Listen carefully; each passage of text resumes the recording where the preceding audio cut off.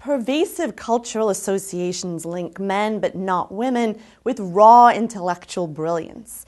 Consider, for example, how difficult it is to think of even a single pop cultural portrayal of a woman who, like Sherlock Holmes, Dr. House from the show House MD, or Will Hunting from the movie Good Will Hunting, displays that special spark of innate, unschooled genius.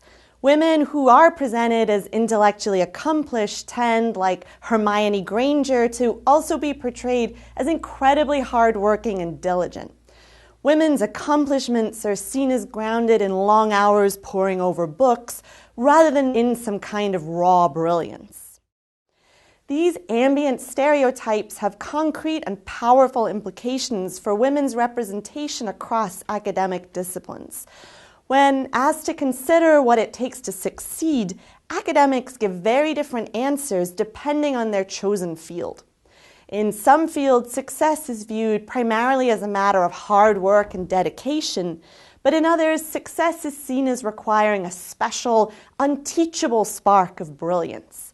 Importantly, women earn significantly fewer PhDs in these fields that send these brilliance-required messages. These messages combine with cultural stereotypes to discourage women's participation in a number of ways, including by making women more vulnerable to outright bias and discrimination. While much of the public discourse is focused on women's representation in STEM, that is, natural science, technology, engineering, and math, these brilliance-required messages actually predict women's representation across the entire academic spectrum, including within STEM disciplines alone and within social science and humanities disciplines alone. Indeed, in my field, philosophy, in the 1980s, people would sometimes speak of the beam. The idea being that some lucky individuals were born with a metaphorical beam of light coming from their foreheads. These lucky individuals could shine their beams on any subject matter they chose, thereby illuminating it without prior study. This was the gold standard for being a successful philosopher, which is clearly a strong brilliance-required message.